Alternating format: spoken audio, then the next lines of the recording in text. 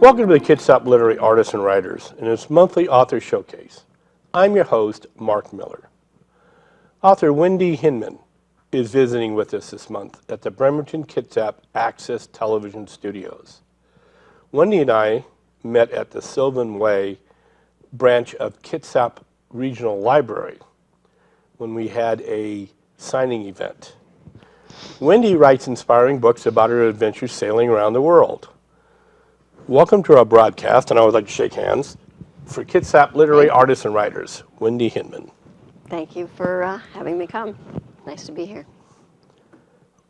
During your childhood, you had the opportunity to live in the multicultural environments in Guam, California, Hawaii, and Washington, D.C., and meet people from all over the globe. It's fair to say that you love traveling so much that you devoted 7 years of your life exploring as much of the world as you could. Would that be an accurate statement? I would have to say that I love to travel, and it's kind of been one of my favorite things to do, and I got a chance to meet people from all over the world as I was traveling as a kid. And I became somewhat of an observer of people and aware of different ways of living and different ways of doing things. And it really made me a bit of an observer. It also made me quite an avid reader, because before that time when I would make new friends in a new location, I would read books and my friends would be in the pages of a book. And so I became somewhat of an observer of people and aware of different folks and different ways of doing things. And I think that's the first step in being a writer, is being an observer of people and being aware of other people. And it also just infected me with a love of travel, and one of the ways of being able to go off traveling was to get on a sailboat and just wander the globe. I have to ask, because I was in the Air Force and there's this huge base on Guam. How long did you spend on Guam? I was on there for 2 years. 2 years? Yeah, from 2 to 4. So and I have a few memories, but yeah, not, I was gonna say, not what did tons you, of memories. So how was it like being a child in Guam? It really opened my eyes to different ways of living, and living in this hot climate and tropical climate, and having people from all over. There were the Chamorros, and there were Japanese and people from different places passing through, plus obviously Americans as well. So. Oh, cool. Yeah. And then California is a pretty mixed. In Washington, D.C., I was near the capital, and of course, that's a really regularly ebbing and flowing area of people from all over the world that are coming in for various purposes to work at different jobs in the government and for various different non-governmental organizations. Did you ever wind up working in D.C. at all? I did, yeah. I worked for one of the big 8 accounting firms in their international consulting firms. Oh. Which was a great job. So I was basically doing international trade and kind of pursuing what I envisioned as a kid. It would be fun to work internationally and take some of that interest in the world. Were you able to travel then as part of your job? A little bit, yeah, yeah. Various different places. And then when I came out here as well. So that gave you a little bit, even more of the travel bug to a certain extent. Yes. Well, sailing around the world is hard enough, but you and your husband decided to share the experience. Kind of explain how that happened. Well, I wouldn't have wanted to go without him. That's one thing. You need somebody to help you do the navigation. Oh, is that what it was? Somebody to watch for ships in the middle of the night. And It's really a lot of work to keep a boat running 24 hours a day out on the ocean, making sure that you're on course, making sure that you're not going to hit anything, doing the navigation to make sure that you know where the markers are. Yes. If there are markers, which there weren't many No. places that we went, to make sure that you are where you think you are. Or the and that charts you're are old on and out of date. course. Yes, that is true too. One of the many little jobs I had when I was in the government, I actually went and learned basic small craft. That's a good skill. Yeah, of course, we're talking Especially if you're 80s. dealing with big We're talking craft. 87, 88. Boats and I don't get along. I got injured more on those little boats than I've ever done anything else, so I stay away from boats ever It's since. scary when you're way out at sea and there's nobody going to Oh, rescue yeah, you. exactly. And of course, you were on a sailboat, correct? Yeah, we were on a 31-foot sailboat, and this is the book that I wrote about that. And the boat is pretty small, and we didn't really plan on going off that long, but we just took off and kept going, and we ended up being gone for 7 years and sailed 34,000 miles down to Mexico, across to New Zealand, and up to Japan and back, and many, many different islands So in did you between. have any huge tankers almost run you over? Yes, quite a few, actually. They don't seem to notice the small little sailboats out Yeah. there. I kid that there were ships that we smelled but never saw, ships that we heard but never saw, and ships that I thought would be the last thing that I ever saw. What was one of the last ships that you thought you'd ever see? There was a big orange ship in the North Pacific Ocean, which is bitter cold, Right. and he came out of the fog with seconds for me to react. Oh, uh-oh. And there just wasn't enough time. It was like being a bug trying to pick which side of the windshield you want to get hit on. So I was counting on him basically to change course, and Yeah. he didn't see me right away, and I ended up contacting him by radio, and he changed course in the nick of time, and it was some pretty tense Yeah. moments, Well, of wondering course. if this was it. One of the things you learn, though it doesn't really matter because you're dealing with the laws of physics, is that technically sailboats have the right of way. When you're out in the ocean, Exactly. tonnage Exactly. counts for a lot. Tonnage has the right of way. He would just not even notice that he hit Exactly. us, and we would just be, mangled something or other on the bow bolt. Yeah, my father spent 30 years in merchant marine and has all these stories about the various boats and ships he was on. So yeah, that always kind of fascinated me, people that can do that, because like I said, me and the ocean just don't get along anymore. So, but Yeah. your journey led you to write Tight Wads and Loose. Yeah, what I discovered is that all that time out on the water gave me time to really explore this love of writing that I already had. I read tons and tons of books, but I also kind of wanted to write books. And this gave me the extra time and the space to just play with it and work on it. Well, was there any other challenges that you encountered as you actually wrote the book? Of course. When writing the first book, Taiwan's on the Loose, it was a book about me and my husband. So in that book, we are characters in the book. And thinking of yourself as a character is a whole nother level. And then real life, of course, is not neat and tidy. It doesn't have a beginning, a middle, and an end, or at least while you're still living, it doesn't have an end that's neat and tidy. So creating that within the context of a full lifetime is one of the other challenges. Did he read the galleys of the book? Yes, he read every word, and I said, if there's anything you have issues with, let me know. And he had all kinds of great suggestions, and it was actually a bit of a bonding experience working with some of his insight. He didn't weigh in until the very end on most of the book, but there were a couple scenes where I was writing it, and then he came home while I was writing it, and so I read what I'd written, and he kind of bounced some ideas off. And we had this one evening where we were just going back and forth and back and forth and tweaking it a little bit, and it was just one of those wonderful, wonderful things. But now I always like to ask the hard questions too. Yeah. None of those times where he looked at you and said, "It didn't happen that way." No, not really. No, there was no discretion about Okay, that. no problems at all. Okay, well that's good to hear. You also wrote about your husband's adventures sailing with his family as a teenager. Now you get to tell us about that book. Yeah, this book.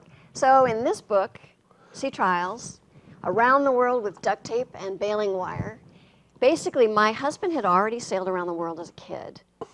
And it seemed like he was always hesitant to talk about this story because it would create this crazy reaction in people. They would just, their mouths would drop open, and the room would get silent, and he would start to feel like a zoo animal.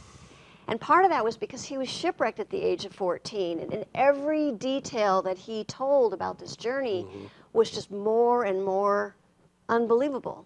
This situation where you cannot believe that it really happened, and then to somebody that you know and somebody that you're talking to.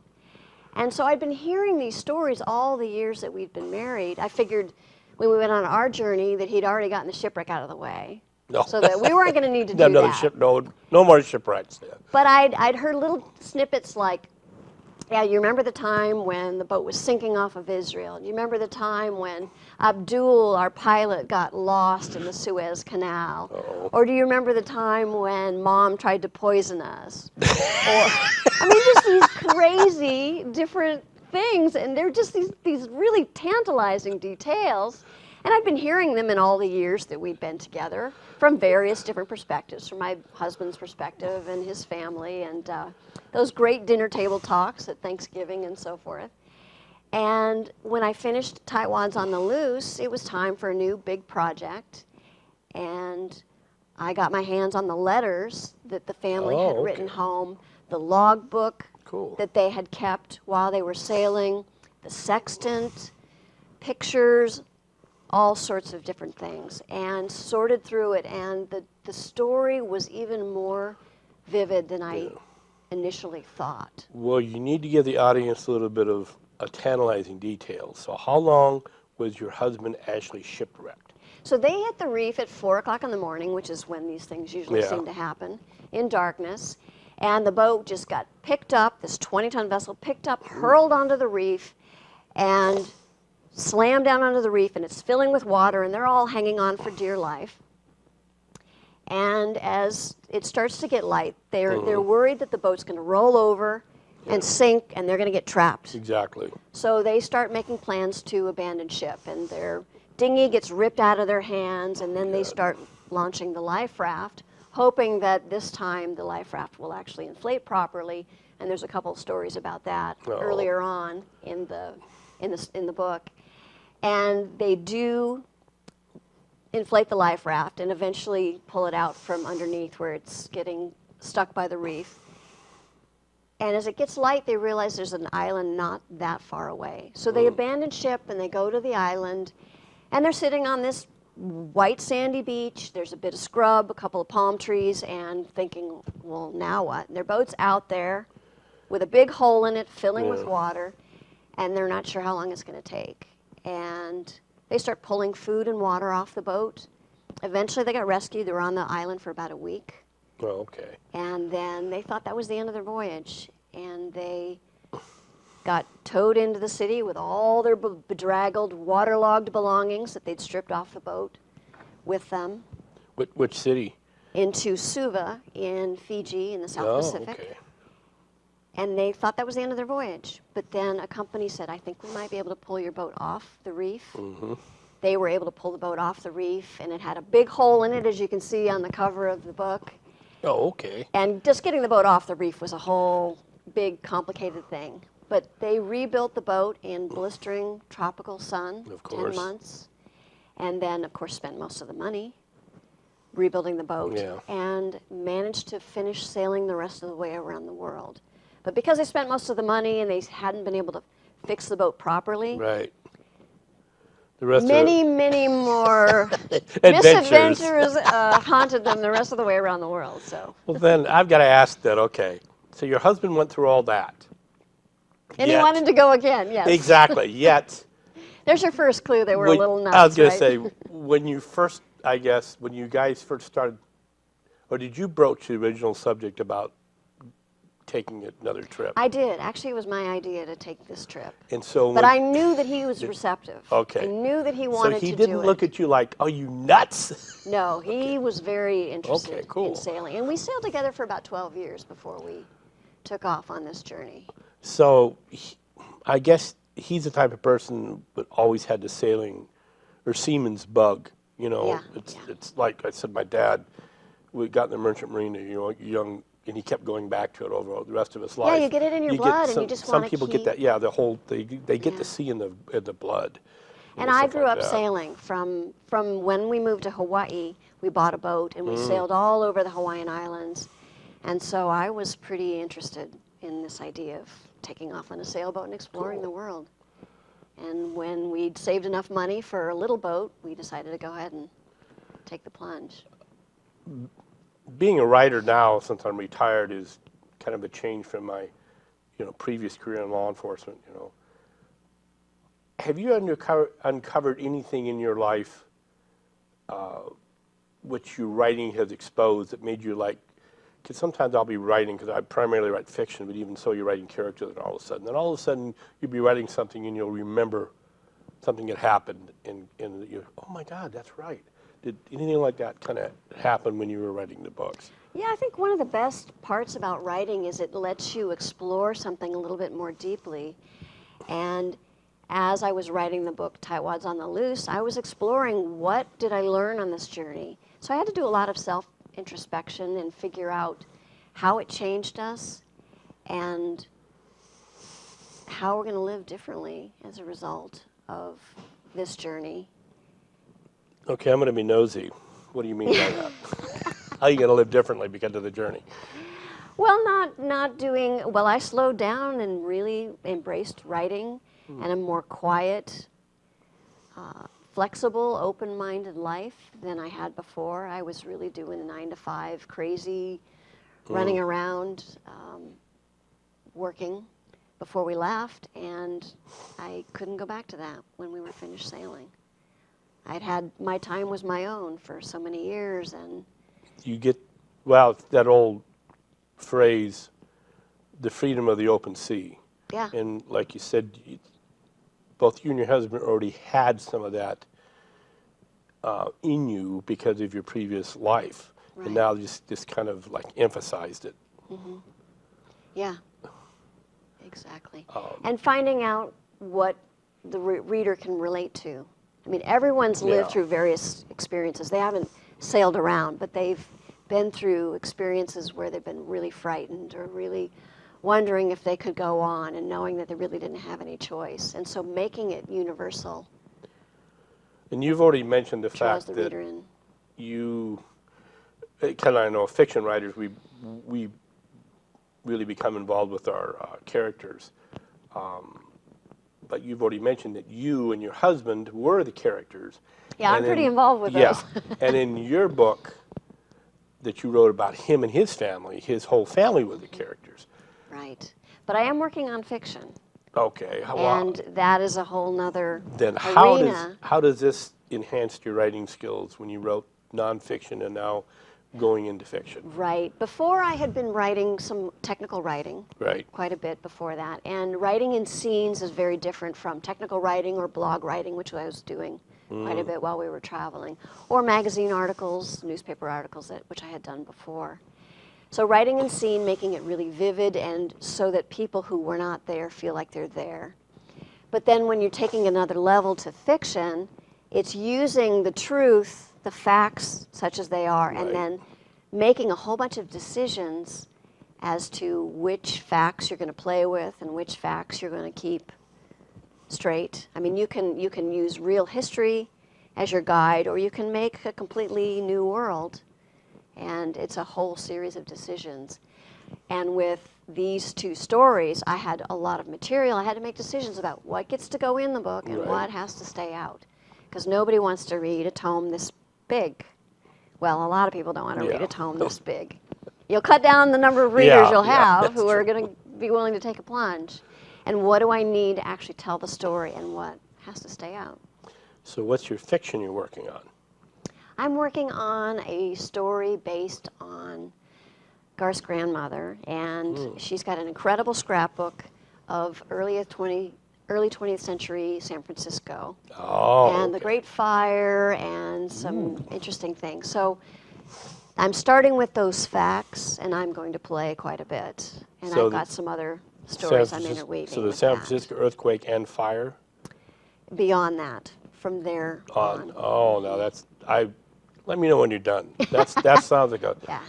fascinating subject, because I remember when I was going through grade school, for some reason, I had a elementary teacher bring that whole thing up, and we all had to write papers on it. Mm-hmm. So it was always fascinated me. So for somebody who actually has real historical, memories of that, and be able to then give it to you, and of course, then you can. That's one nice thing about fiction, is you can, like you said, take fact and even make it more interesting. Right, exactly. And make the characters more interesting. Mm-hmm. So, who publishes your books?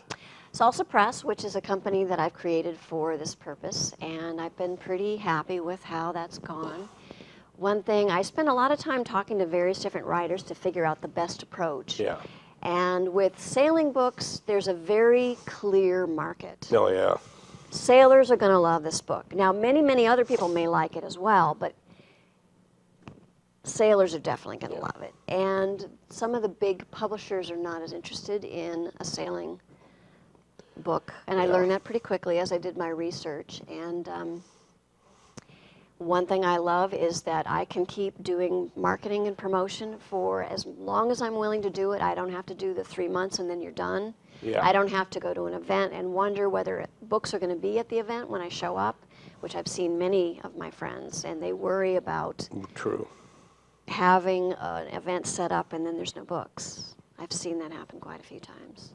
Or hating their covers, or hating the titles, or what have you. And having that control has been really useful. Do you have any other secrets you'd like to tell the audience?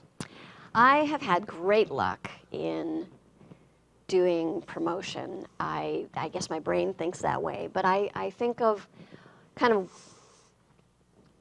what angle would appeal to people, what makes it interesting. Obviously, sailors love this, so I go to where sailors hang out, which is boat shows, yacht clubs, and then I've taken it beyond that, and who likes a good story? Mm-hmm. Who maybe would love to travel as an armchair traveler but can't? And so I've also gone to retirement communities, libraries. So I'm bringing the world to these people that may not be able to travel to all these places. And I set up an event and I show pretty pictures and share these great stories about these hair-raising moments. Yep. So that they don't have to live with them, they don't have to get wet, they don't have to have foul weather gear and water streaming down their back. Yeah. But they can kind of experience vicariously that. And then sending out a press release before that and drumming up interest. Now, a lot of these venues will book events, but they won't do promotion. Right. They're hoping that you can bring people in. Yeah. And so I really take it upon myself to try and get the word out, try and invite people. And I connect with a lot of the people that I know from around the country that we met as we traveled. And since you're here at BCAT, another way to get the word out, what do you have coming up in the next few months? I have a signing at Barnes & Noble in Federal Way on May 19th.